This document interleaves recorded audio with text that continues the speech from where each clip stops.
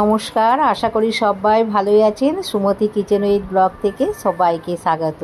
হাতে হচ্ছে একটুখানি সর্ষের তেল বুলি নিলাম, আর বঁটিটাতেও একটুখানি বুলি দিলাম।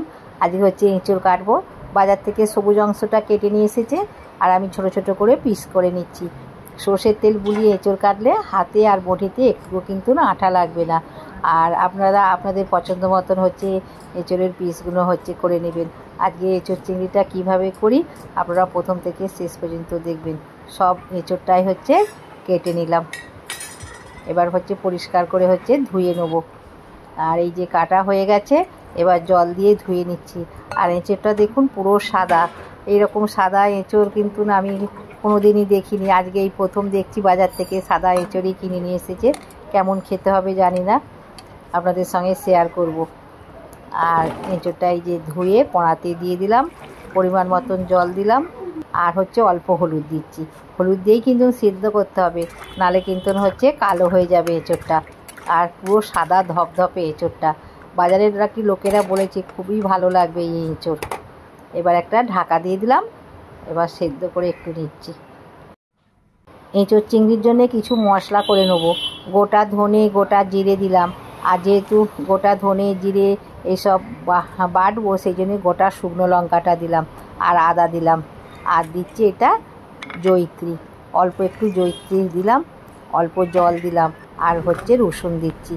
রসুন এবার সমস্ত কিছু দিয়ে মিক্সার বাটিতে বেটে নিচ্ছি। আজকে বাটা মশলা দিয়েই করছি। আর এখানে এই যে চিংড়ি মাছ ধুয়ে বাজার থেকে কেটে নিয়ে এসেছে, আমি হচ্ছে ধুয়ে নিচ্ছি। পরিষ্কার করে ধুয়ে নিয়ে লবণ হলুদ মাখিয়ে দিচ্ছি। লবণ আর হলুদ একসঙ্গেই নিয়েছি, নিয়ে এবার হচ্ছে চিংড়ি মাছে মাখিয়ে দিলাম। আর এখানে হচ্ছে আলু কেটে পরিষ্কার করে ধুয়ে নিয়েছি। এঁচড়ের থেকে একটু আলুগুলো বড় কেটেছি। কড়াতে সর্ষের তেল দিলাম। আজকে সর্ষের তেলেই হচ্ছে এঁচড় চিংড়িটা করব। তেলটা গরম হয়ে গেছে, এবার আলুটাকে একটু লাল করে ভেজে নিচ্ছি। আলুকে একটু লাল করে ভেজে রান্না করলে সেই আলু খেতে কিন্তু খুব ভালো লাগে। একটু হলুদ দিলাম, হলুদটা দিয়ে একটু লাল করে হচ্ছে ভেজে নেব। আলুটা লাল করে ভেজে নিয়েছি, আর আলুর জন্য বোঝা যাচ্ছে না কতটা লাল হয়েছে। এবার আলুগুলোকে হচ্ছে ঢেলে নিচ্ছি। কিছুটা তেল আছে আলু ভাজার পরে, ওই তেলের মধ্যে চিংড়ি মাছগুলোকে একটু ভেজে নিচ্ছি। আর বাজার থেকেই চিংড়ি মাছগুলোকে হচ্ছে ছাড়িয়ে নিয়ে এসেছে। একটু চিংড়ি মাছকে ভেজে নিচ্ছি, খুব বেশি কড়া করে ভাজবো না। এবার হচ্ছে ঢেলে নিচ্ছি চিংড়ি মাছটাকে। চিংড়ি মাছটা ঢেলে নিয়ে কড়াটাকে ধুয়ে নিয়েছি। আবার হচ্ছে সর্ষের তেল দিয়েছি, আর এঁচড়গুলোকে একটু হচ্ছে ভেজে নিচ্ছি। এঁচড়গুলোকে একটুখানি হচ্ছে সেদ্ধ করে নিয়েছি, হাফ সেদ্ধ করে নিয়েছি। পুরোটাই কিন্তু সেদ্ধ করিনি, পুরো সেদ্ধ করলে এঁচড়টা কিন্তু গলে যাবে। এঁচড়টা ভালো করে ভেজে নিয়েছি দেখুন, এর থেকে আর বেশি লাল করে ভাজবো না। এবার ঢেলে নিচ্ছি।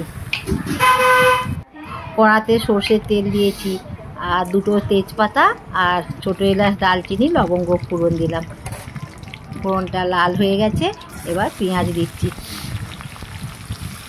পেঁয়াজটা দিয়ে দিলাম, একটু লবণ দিলাম, তাহলে পেঁয়াজটা তাড়াতাড়ি নরম হয়ে যাবে। পেঁয়াজটা ভালোভাবেই হচ্ছে ভাজা হয়ে গেছে, এর থেকে বেশি কিন্তু লাল করব না। একটু রং ধরেছে, এবার টমেটোটা দিয়ে দিলাম। টমেটোটাকে দিয়ে একটুখানি হচ্ছে নেড়ে নিচ্ছি। হলুদ গুঁড়ো দিলাম, আর বাটা মশলা তো আছেই, ধনে জিরে আদা রসুন শুকনো লঙ্কা গোটা এগুলো তো বেটেই রেখেছিলাম, দিয়ে দিলাম। বাটা মশলাটা দিয়ে দিলাম, দিয়ে ভালো করে হচ্ছে কষে নিচ্ছি। আর বাটিটা ধুয়ে একটু জল দিলাম, তাহলে মশলাটা পুড়ে যাবে। একটু জল দিয়েই কষতে হবে। আর ভালোভাবে কষা হয়ে গেছে, আদা রসুনের খুব সুন্দর গন্ধ ছেড়েছে। এবার টক দই দিচ্ছি, 100 গ্রামেরও একটু কম টক দই দিলাম। আর মিডিয়াম আঁচে কিন্তু কষতে হবে টক দইটা দিয়ে, নালে টক দইটা আবার কেটে যাবে। কাশ্মীরি লঙ্কা গুঁড়ো দিচ্ছি, ঝাল হবে না কিন্তু, রঙের জন্য দিলাম কাশ্মীরি লঙ্কা গুঁড়োটা। আপনারা যদি পছন্দ করেন দেবেন কাশ্মীরি লঙ্কা গুঁড়োটা। আর হচ্ছে 1.5 চামচের মতন চিনি দিলাম। টক দই দিয়ে আছে, টমেটো দিয়ে আছে, ব্যালেন্সটা তাহলে হয়ে যাবে। একটু কষে নিলাম ভালো করে। আর হচ্ছে কতটা তেল ছেড়ে দিয়েছে দেখুন, কি সুন্দর কালারটা হয়েছে। এবার এঁচোড়টা ভেজে রেখেছিলাম দিলাম, এঁচোড়, আলু আর চিংড়ি মাছ একসঙ্গে সব দিয়ে দিলাম। দিয়ে এবার মশলার সঙ্গে একটু ভালো করে হচ্ছে কষে নিচ্ছি। ভালোভাবে কষে নিয়ে তারপরে হচ্ছে জল ঢেলে দেবো। আর যে সকল নতুন বন্ধুরা আমার চ্যানেলে প্রথম, অবশ্যই কিন্তু চ্যানেলটিকে সাবস্ক্রাইব করবেন, পাশের বেল বাটনটি অন করবেন, আর সবার সঙ্গে শেয়ার করবেন, লাইক করবেন, আর কমেন্ট করে জানাবেন কিন্তু আজকে এঁচোড় চিংড়ি কেমন হয়েছে। ভালোভাবে কষে নিয়েছি, নিয়ে হচ্ছে জল ঢেলে দিচ্ছি।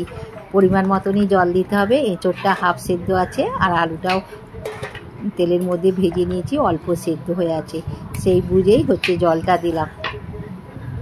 এবার হচ্ছে ঢাকা দিয়ে দিচ্ছি। ঢাকাটা দিয়েছিলাম, ঢাকাটা খুলছি।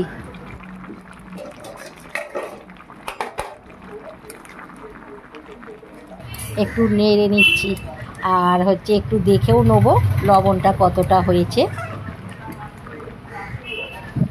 একটু লবণ কম হয়েছিল, একটু লবণ দিলাম।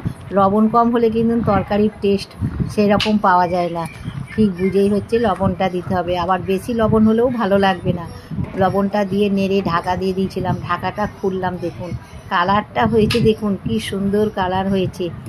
আর আলু আর এঁচোড় কতটা সেদ্ধ হয়েছে এবার দেখে নিচ্ছি। এই দেখুন আলু সেদ্ধ হয়ে গেছে, এঁচোড় সেদ্ধ হয়ে গেছে। এর থেকে আর বেশি কিন্তু সেদ্ধ করবো না, তাহলে এঁচোড়গুলো ভেঙে যাবে। আর এই রকমই একটু ঝোল ঝোল নামাবো, ঠান্ডা হয়ে গেলে আবার অনেকটাই গ্রেভিটা কমে যাবে। গরম মশলা গুঁড়ো দিয়ে দিলাম, আর হচ্ছে ঘি দিচ্ছি। ঘি যদি আপনাদের কাছে থাকেন তাহলে দেবেন, আর না থাকলে না দেবেন। ঘিটা দিলে টেস্টটা আরও দ্বিগুণ হয়ে যায়। 2 চামচ ঘি দিলাম। ঘিটা খুবই গাঢ়, পাতলা হলে এটা 3-4 চামচ হয়ে যাবে। এবার নেড়ে নামিয়ে নিচ্ছি।